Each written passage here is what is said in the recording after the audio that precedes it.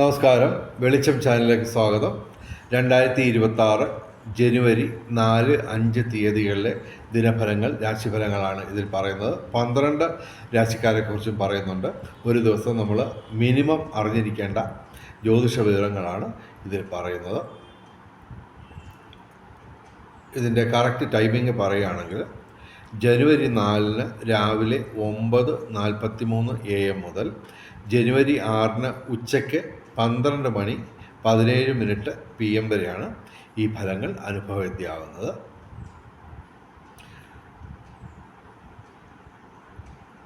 ജ്യോതിഷം പറയുന്നതിന് ദക്ഷിണ കൊടുക്കുന്ന ഒരു ആചാരമുണ്ട്. പണമായിട്ട് ഞങ്ങൾ ചോദിക്കുന്നില്ല, പകരം ദയവായി ഞങ്ങളുടെ ചാനൽ സബ്സ്ക്രൈബ് ചെയ്യാം. നേരത്തെ സബ്സ്ക്രൈബ് ചെയ്തതിൽ ലൈക്ക് ചെയ്യുക, ഷെയർ ചെയ്യുക, കമൻറ്റ് ചെയ്യുക.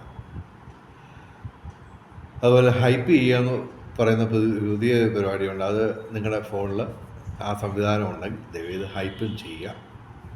പിന്നെ നിങ്ങളുടെ ജ്യോതിഷപരമായ സംശയങ്ങൾക്ക് ഞാൻ വാട്സാപ്പിൽ മറുപടി പറയുന്നതാണ്. വാട്സാപ്പിൽ മെസ്സേജ് അയയ്ക്കുക, ഫോൺ വിളിക്കരുത്. എൻ്റെ വാട്സാപ്പ് നമ്പർ 9847291363. ആദ്യം നമുക്ക് ഈ ദിവസങ്ങളിലെ ഭാഗ്യ നിറങ്ങൾ ഏതൊക്കെയാണെന്ന് നോക്കാം. 4-ാം തീയതി ഞായറാഴ്ച ചുവപ്പ്, 5-ാം തീയതി തിങ്കളാഴ്ച നീല അല്ലെങ്കിൽ വെള്ള, അല്ലെങ്കിൽ ഇതിൻ്റെ ഇളം നിറങ്ങൾ, അതല്ലെങ്കിൽ ഈ നിറങ്ങൾ ഡിസൈനായിട്ടുള്ള വസ്ത്രങ്ങൾ ധരിച്ചാൽ ഭാഗ്യവർദ്ധനം ഉണ്ടാകുന്നതാണ്. ഇനി ഈ ദിവസങ്ങളിലെ ഭാഗ്യ നമ്പറുകൾ പറയാം. 4-1-2026 6 ഏറ്റവും വലിയ ഭാഗ്യസംഖ്യ. 4, 1, 2, 9, 8 ഇവയും ഭാഗ്യസംഖ്യകളാണ്. 5-1-2026 7 ഏറ്റവും വലിയ ഭാഗ്യസംഖ്യ. 5, 1, 2, 9, 8 ഇവയും ഭാഗ്യസംഖ്യകളാണ്. ഇനി ബ്രഹ്മമുഹൂർത്തം നോക്കാം.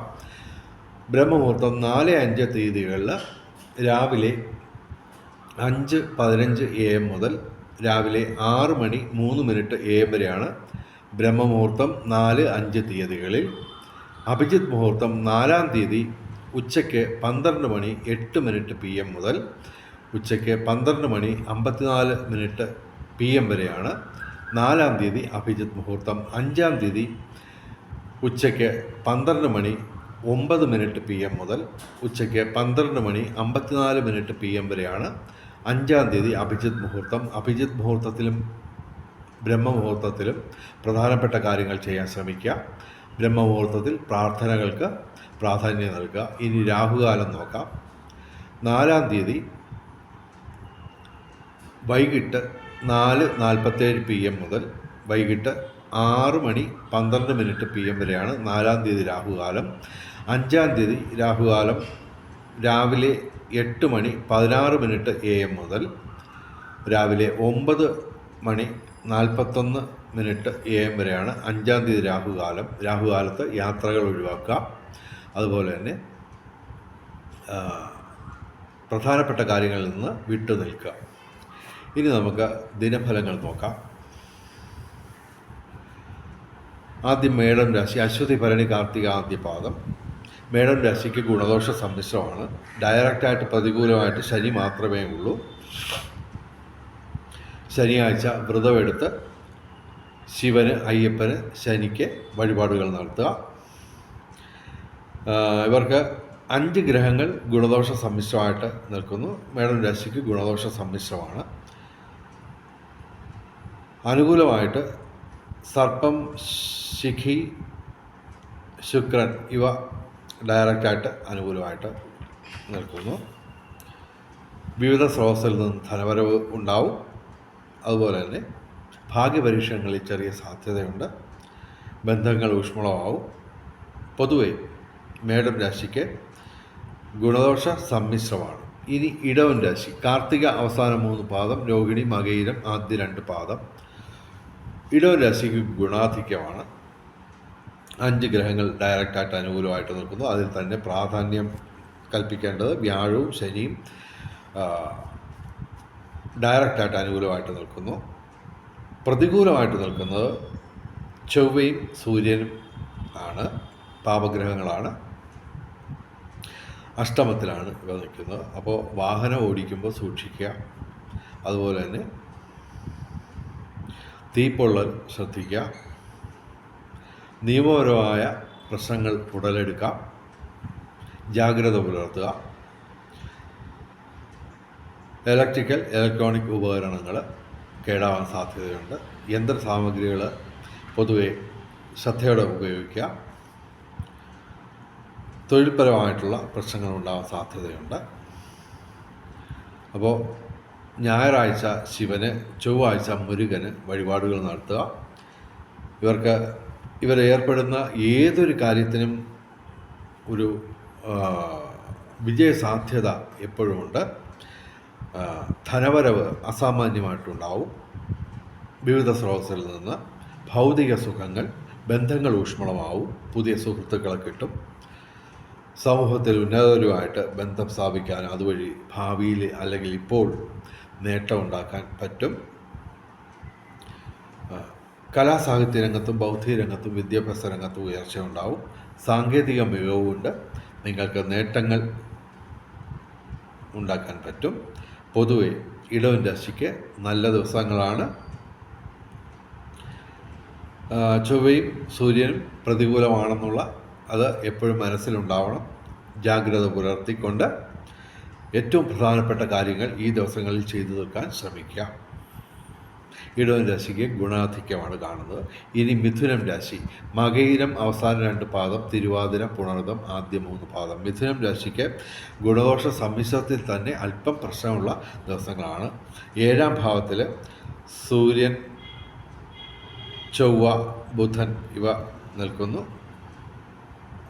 ജീവിത പങ്കാളിയായിട്ട് എന്തെങ്കിലും പ്രശ്നങ്ങൾ ഉണ്ടാവാൻ സാധ്യതയുണ്ട്. അപ്പോൾ വിവേകപൂർവം അത് പരിഹരിക്കുക. അതുപോലെ തന്നെ ശനിയും വ്യാഴവും ഒക്കെ ഡയറക്റ്റായിട്ട് പ്രതികൂലമാണ്. അപ്പോൾ ഞായറാഴ്ച ശിവന്, ചൊവ്വാഴ്ച മുരുകന്, ബുധനാഴ്ച ശ്രീകൃഷ്ണന്, വ്യാഴാഴ്ച മഹാവിഷ്ണുവിന് വഴിപാടുകൾ നടത്തുക. ആഴ്ചയിൽ 7 ദിവസവും ശിവപ്രതിഷ്ഠയുള്ള ക്ഷേത്രങ്ങളിൽ, ശിവപാർവതി പ്രതിഷ്ഠയുള്ള ക്ഷേത്രങ്ങളിൽ ദർശനം നടത്തുക.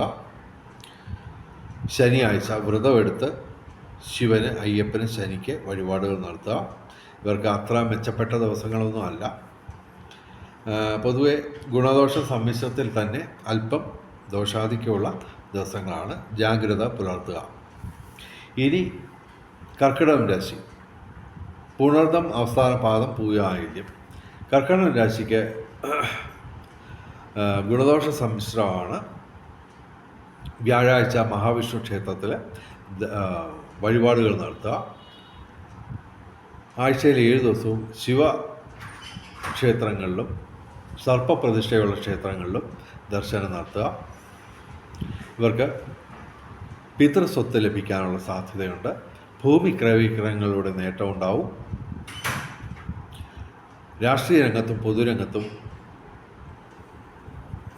ഉയർച്ചയുണ്ടാവും.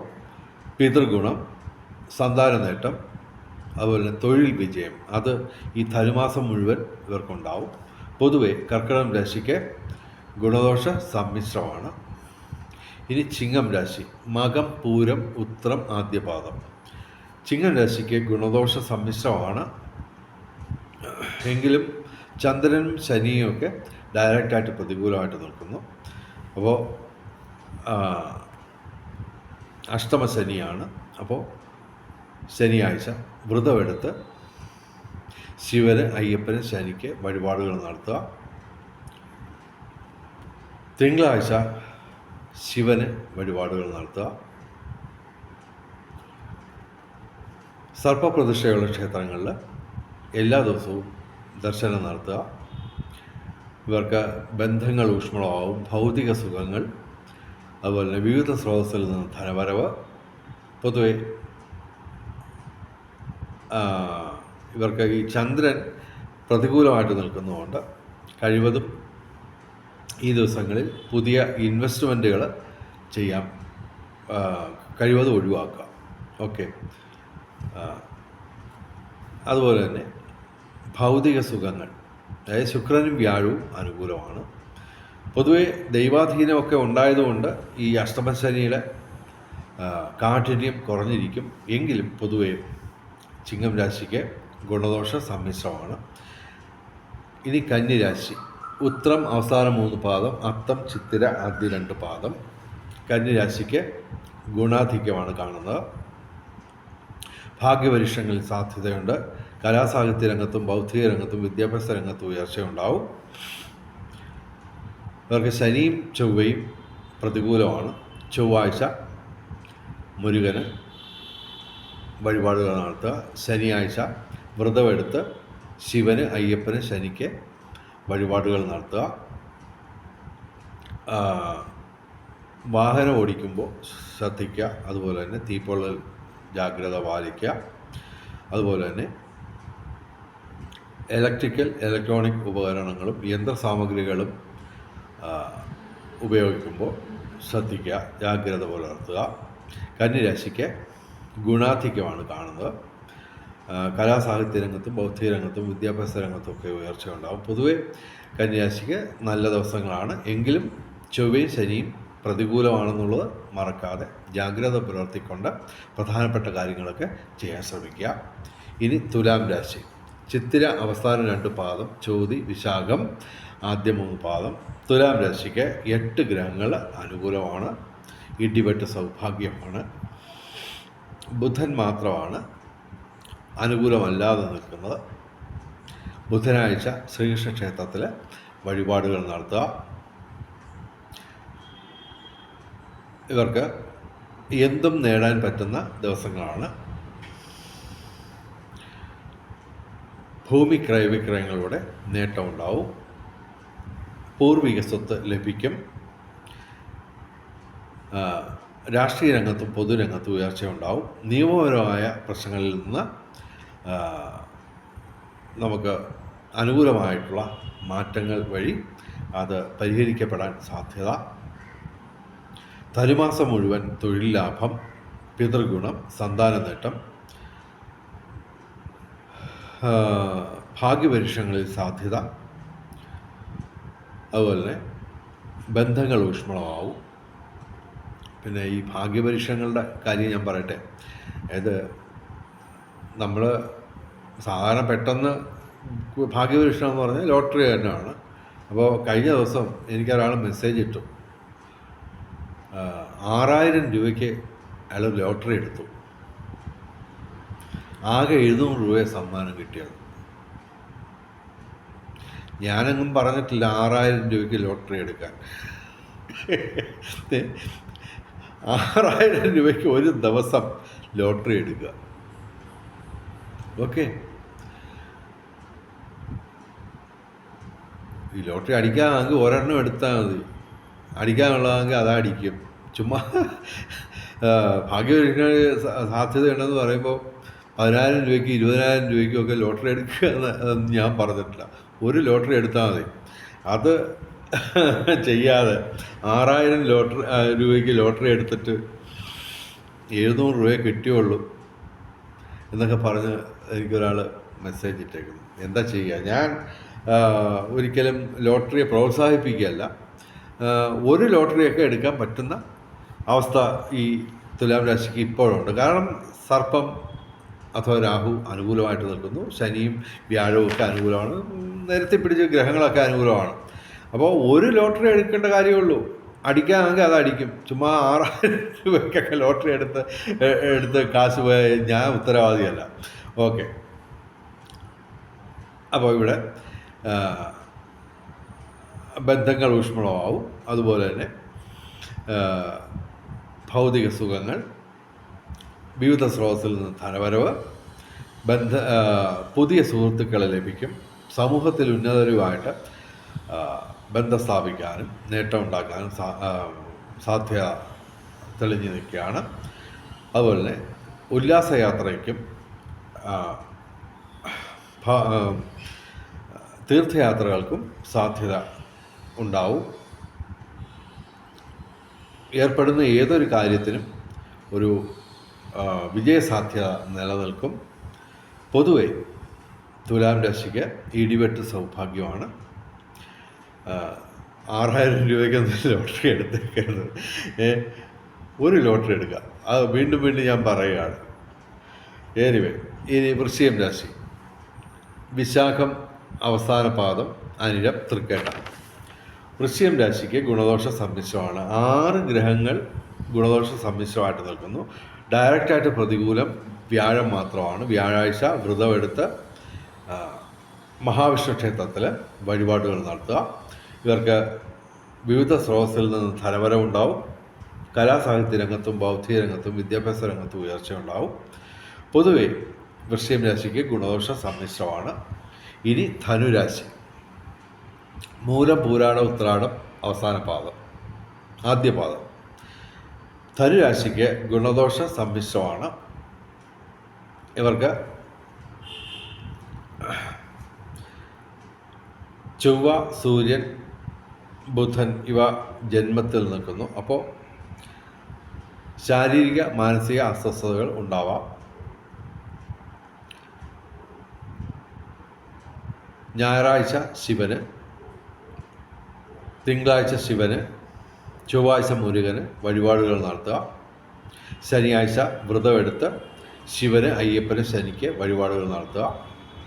ഇവർക്ക് ഭൗതിക സുഖങ്ങൾ, വിവിധ സ്രോതസ്സിൽ നിന്ന് ധനവരവ്, ഭാഗ്യപരീക്ഷണങ്ങളിൽ സാധ്യത, അതുപോലെ തന്നെ കലാസാഹിത്യ രംഗത്തൊക്കെ നേട്ടമുണ്ടാവും. പൊതുവെ ധനുരാശിക്ക് ഗുണദോഷ സമ്മിശ്രമാണ്. ഇനി മകരം രാശി. ഉത്രാടം അവസാന 3 പാദം, തിരുവോണം, അവിട്ടം ആദ്യ 2 പാദം. മകരം രാശിക്ക് ഗുണദോഷ സമ്മിശ്രത്തിൽ തന്നെ അല്പം പ്രശ്നമുള്ള ദിവസങ്ങളാണ്. ചന്ദ്രൻ എന്തായാലും അനുകൂലമാണ്. എങ്കിലും 5 ഗ്രഹങ്ങൾ പ്രതികൂലമായിട്ട് നിൽക്കുന്നു. 12ാം ഭാവത്തിൽ സൂര്യൻ, ചൊവ്വ, ബുധൻ ഇവ നിൽക്കുന്നു, പ്രതികൂലമാണ്. വ്യാഴം 6ാം ഭാവത്തിൽ പ്രതികൂലമായിട്ട് നിൽക്കുന്നു. അപ്പോൾ ഇവർ ഞായറാഴ്ച ശിവന്, ചൊവ്വാഴ്ച മുരുകന്, ബുധനാഴ്ച ശ്രീകൃഷ്ണന്, വ്യാഴാഴ്ച മഹാവിഷ്ണുവിന് വഴിപാടുകൾ നടത്തുക. ഇവർക്ക് ശനി അനുകൂലമാണ്, ചന്ദ്രനും അനുകൂലമാണ്, ശുക്രനും അനുകൂലമാണ്. എങ്കിലും പൊതുവെ 5 ഗ്രഹങ്ങൾ ഡയറക്റ്റായിട്ട് പ്രതികൂലമായിട്ട് നിൽക്കുന്നു. അതുകൊണ്ട് ഗുണദോഷ സമ്മിശ്രത്തിൽ തന്നെ അല്പം പ്രശ്നമുള്ള ദിവസങ്ങളാണ്. പ്രധാനപ്പെട്ട കാര്യങ്ങളൊക്കെ മറ്റ് ദിവസങ്ങളിലേക്ക് മാറ്റിവെക്കാം.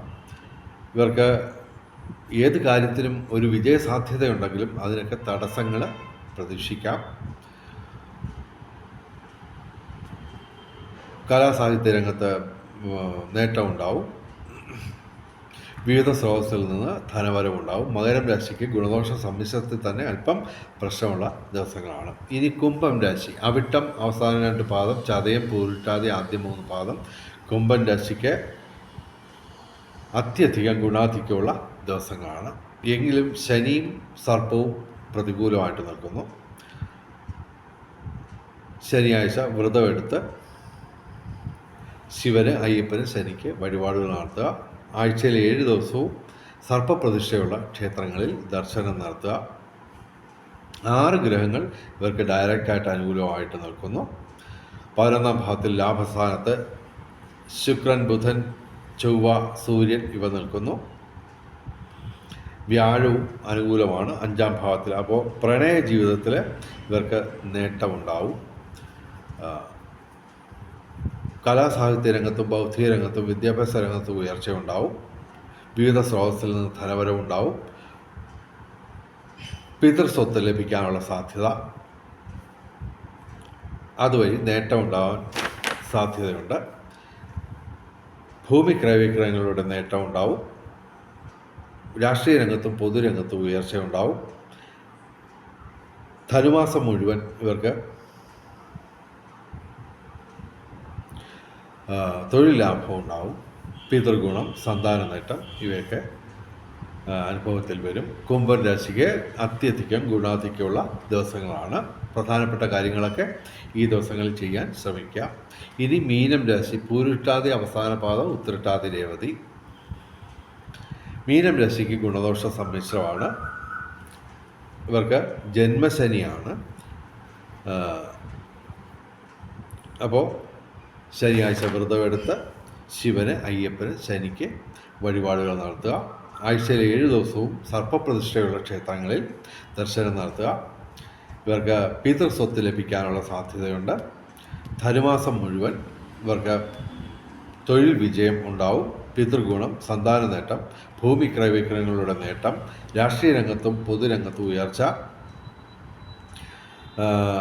അതുപോലെ തന്നെ നിയമപരമായ പ്രശ്നങ്ങളിൽ അനുകൂലമായ മാറ്റങ്ങൾ. പൊതുവെ മീനം രാശിക്ക് ഗുണദോഷ സമ്മിശ്രമാണ്.